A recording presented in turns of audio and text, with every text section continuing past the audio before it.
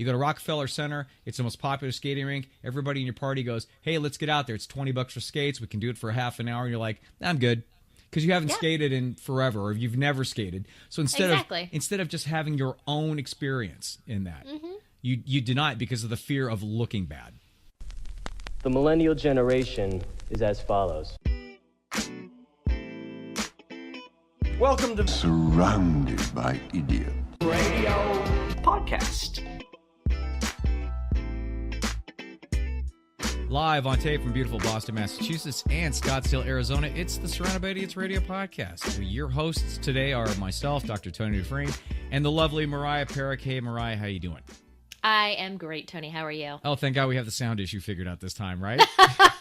So much better. It's going to be so much better. It was such a great show, and the whole thing about we did the dog show, the right? Dogs, that was the last dog show. Yeah, it was great. People love the dog show, and I felt terrible because we couldn't figure out the sound thing, and it was kind of a mess. And I really tried in post to figure out because I didn't want that to get in the way of the show and the message of the show.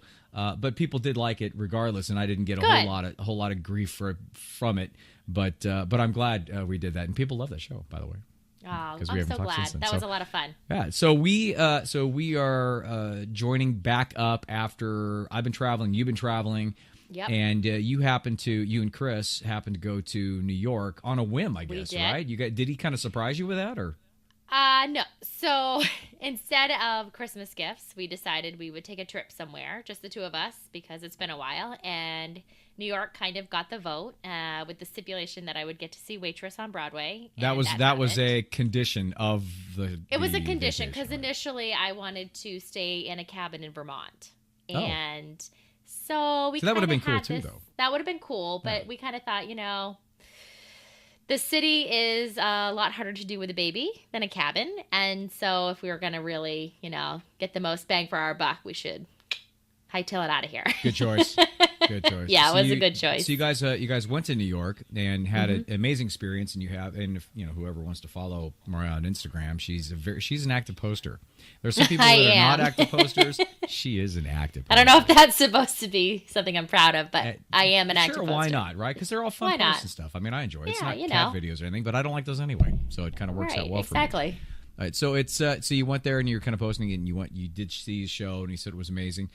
But the thing that interested me, and the one thing I want to talk about today, is the fact that you, with your blog, and Mango Makes 3, which I'm going to promote again, and I'm going to put the link on the with the show. But you did a little piece called "Life as an Ice Rink," and I thought it was as a metaphorical view on things. And I thought it was terrific, and to the point where you asked me what I wanted to do for the show. I said I want to talk about this thing you wrote.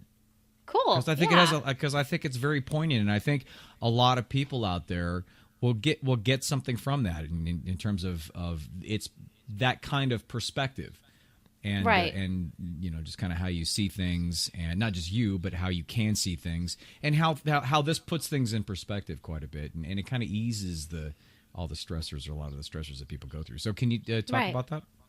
Yeah, so it was funny. So I was, skating around on the ice, trying to get my own bearings, and I was just kind of chuckling to myself watching, these big grown men who look very, established, right? You'd see them walking down the street in New York, and you'd probably think, oh, that guy's probably a CEO or works on Wall Street, right? And they are just, feet out from under them, just they can't even stand up on the ice, let alone skate. And then you have these people, like I remember seeing this one guy who looked to be about 60, small guy, little pot belly, maybe Hispanic, and he's just spinning around on the ice like nobody's business, right? You would not expect it just from looking at kind of his body, his size, his age.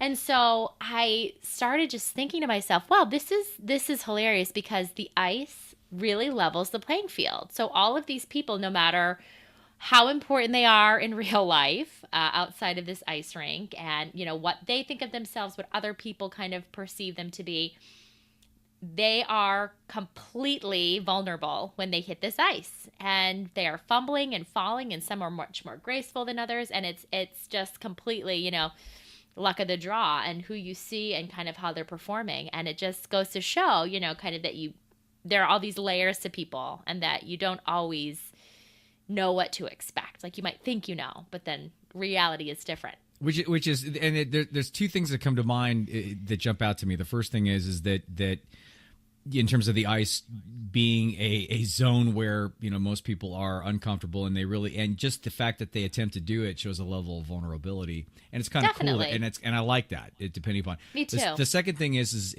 and the first thing I thought of when I read it was Socrates and the masks. It's it's the mask. It's your perception of the people when you see them, and how you paint them based on just the physical appearance and the demeanor and the energy that they have in terms of the stockbroker, or I think you wrote in there about the teenage girls who look like they have all their shit together, and that are, you know, Miss Popular in their class with their bedazzled cell phone cases, and they're out there falling on their ass. Right.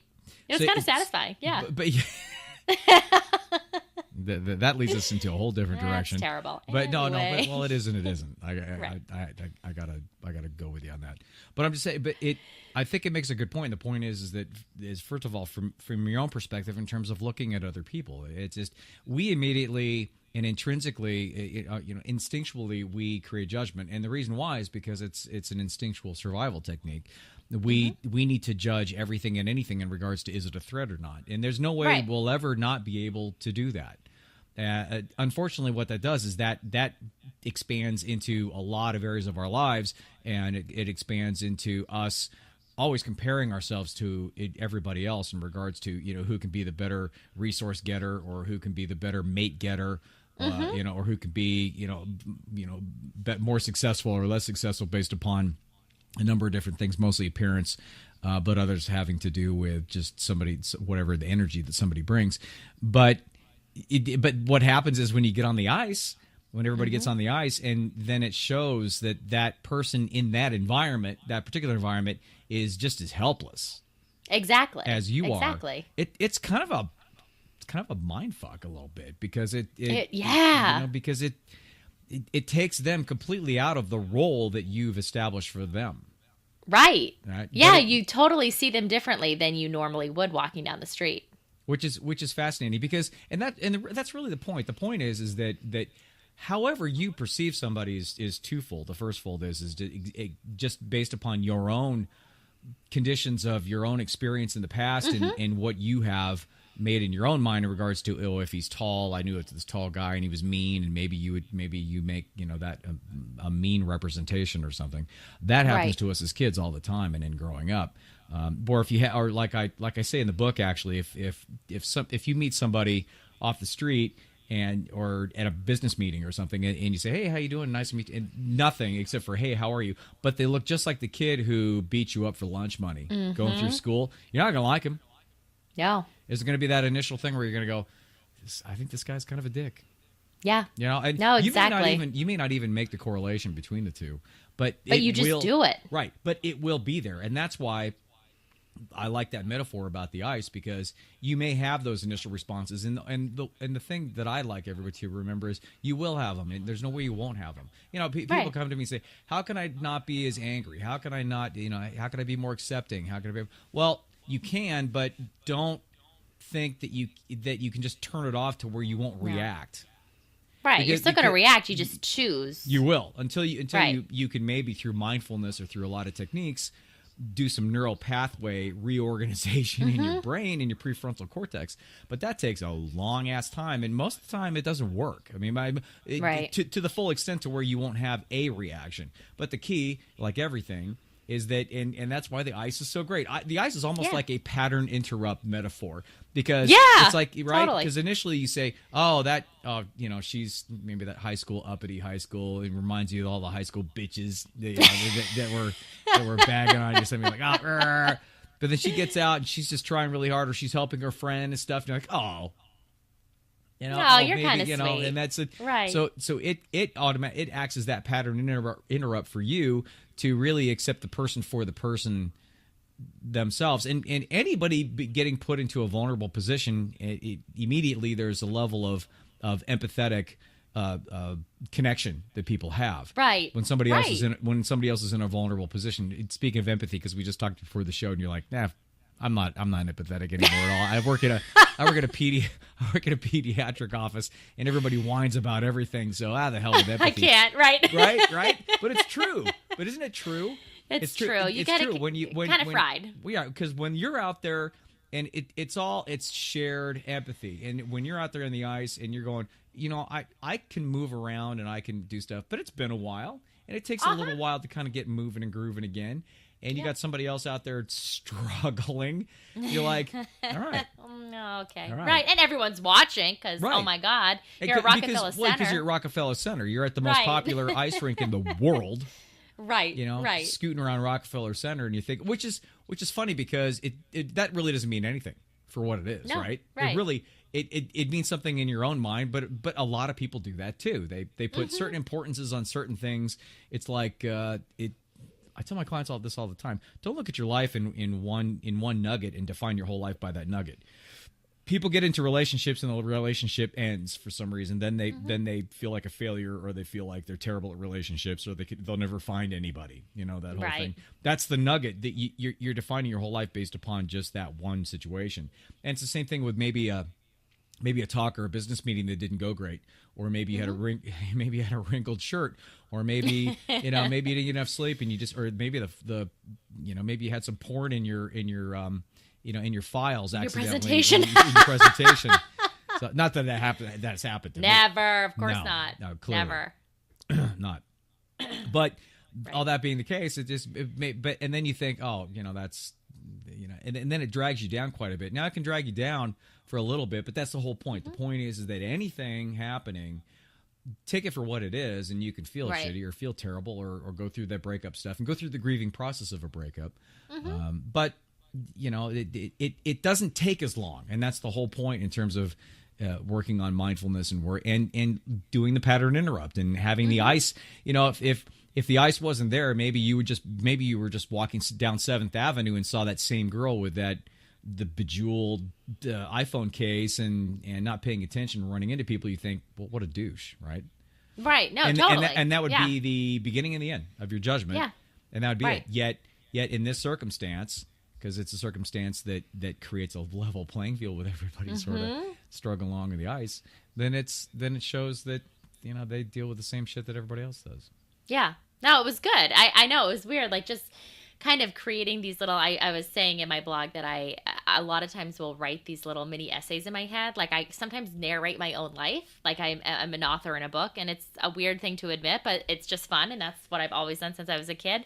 And so when I was watching everyone, I'm like, oh, wow, I have a lot of preconceived notions about people without even realizing it. And definitely, like you said, based on experiences or based on just stereotypes I've kind of, acquired over the years. But yeah, in that moment, I just was like, oh, that poor guy, he fell. Or, oh, that poor girl.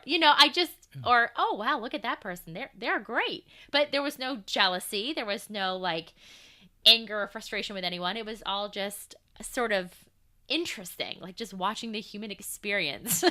I found it fascinating that first of all, the narrative in your head in terms of narrating yourself is actually that's actually metacognition, and that's a high level form of awareness. So congratulations. Oh, hooray! Who knew? Right? Who did? Not I. Question. The second thing is that wouldn't it be great if just life was just one big ice rink, and then you would have everybody out there fumbling and stumbling, and it would give everybody a common level of struggle and also an empathetic a common level of empathy where we understand that we all struggle with different stuff, but we all want the same thing. I think that's another reason why the ice rink thing is so powerful, because when we all step out on the ice rink, we all want the same thing. Right. Let's take the ego out of it in terms of looking good. Let's just take that out of it because that's stupid and ridiculous. Right. But we all want to be able to enjoy ourselves and have that a positive component of our life and a positive experience. And a positive experience is just being able to exceed your own expectations. Right. Because everybody comes in with their expectation of, well, I haven't ice skated in 50 years or whatever, and then I'll put them on. And if I can get around once without touching the wall, I am gold. Right. I just killed it. And then there's the other person where they were an Olympic athlete a long time ago, maybe, but it's been 5 or 6 years, so they can work it. But just getting out there, maybe their expectation is doing I don't know. Do you know any ice skating moves?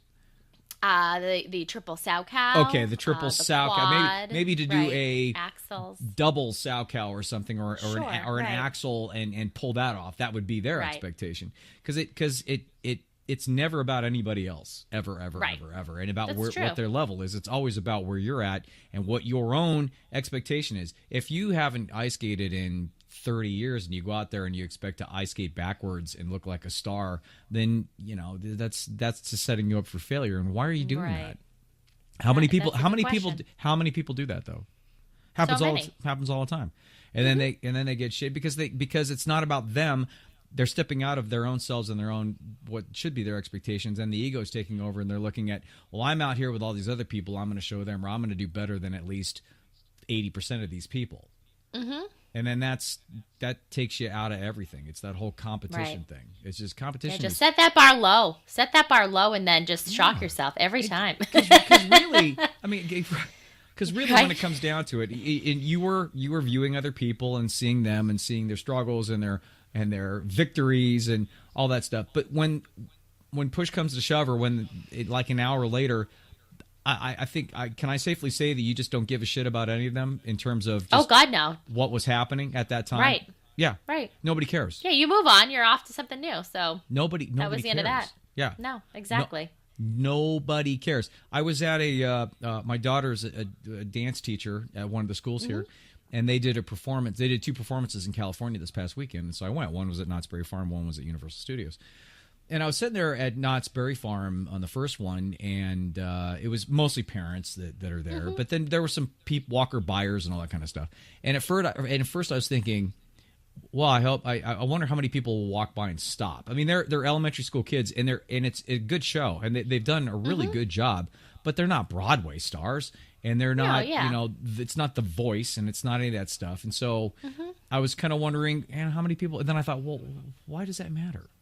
And the fact that Right. then I was thinking on stage, I'm thinking, well, if the kids are nervous, and I mean, I've done a lot of shows, and you're always sort of nervous, either sort of or terrified, depending upon who you are at the beginning of going on stage in front of a bunch of strangers, and you're thinking, is this going to be good, bad, terrifying, or whatever, and then after that's sort of a charge because you did it, and that's Right, exactly. and so I was thinking, I got to get the ego out of it in terms of thinking how many people are going to stop, and because that's not the point. No. It's just not the point. The point is it's for yourself, because nobody cares. Those people who walk by on Knott's Berry Farm on some random Saturday and saw some kids performing a couple dances don't even remember that was a part of their day. But maybe Right. during that period of time they stopped enough, or they glanced over, or they enjoyed the show. I mean, there were some people that were actually cheering from the train that passed by. Oh, cute. Because they were doing some thing about the show, and so that little thing. I mean, maybe that brightened their moment, but that's the whole Right. point. It's about that moment to moment thing, and understanding that a lot of people just don't care. No, But it gets exactly. in such a way in terms of the ego pops in and thinks, well, if I do get on this ice, then, or I'm not gonna skate at all. So you go Right. to Rockefeller. How many times does that happen? You go to Rockefeller Center. It's the most popular skating rink. Everybody in your party goes, "Hey, let's get out there. It's $20 for skates. We can do it for a half an hour." And you're like, "I'm good," because you haven't skated in forever, or you've never skated. So instead of just having your own experience in that, you deny it because of the fear of looking bad. Right.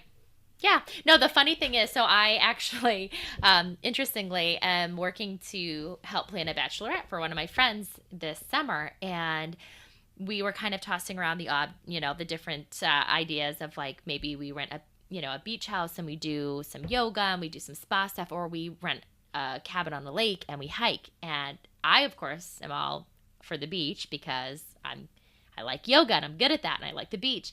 But when I heard lake and hike, immediately in my head I thought, oh God, like, I am terribly out of shape and I'm going to be that person. I'm going to be the one in the group that's way chugging behind, puffing and huffing and blowing the house down, and it's going to be embarrassing. And I better do something about that now. Like, literally, and this is a bachelorette party. It's Right. supposed to be fun. It's not Right. a race. It's not a marathon. With close But friends. with close friends, like Right. the best friends. And that's immediately what came into my mind. Like panic ensued that I would be the slow, bad hiker.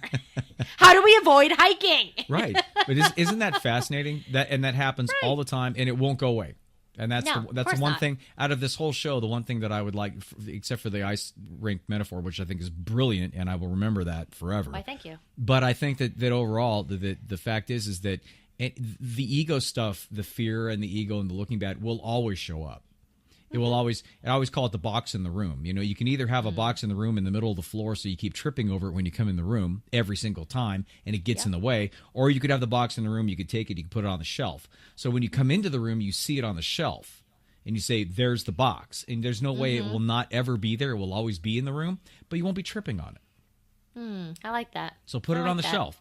Put the Gotta ego put that on box the shelf. on the shelf. So you see it, recognize it, and then say, "Oh, wait a minute, it's on the shelf. I'm not going to trip over it." And then you move forward from there. And that's just what you did in regards to processing it out after having that. Oh God, the hiking. Yep. Yep. I was like, all right, but if this is what we're going to do, this is what we're going to do, and it's going to be fine. Right, see? There you go. So good. Well, that's. I appreciate that, and I appreciate the. I told you. In fact, I wrote you right after I read it, and I said, "This is great." I said, Yeah. "This is No, I really that was cool. I'm glad you liked I said, it. This is a great book, and I hope more people it's made the rounds and more people are reading it. I'm going to post it on the show notes for the for the show on my site, and I can't. I wish I could post show notes in SoundCloud, but I can't, and that goes over to iTunes. But you can always go to javabud.com and go to podcasts and go to there, and then you'll be able to, because I can post anything in WordPress. Right, That's how I right. make my site, so you can post on there. So thanks, Mariah. I really appreciate it. That was Absolutely, that was fun. anytime. Thank you for the blog post. I really appreciate that.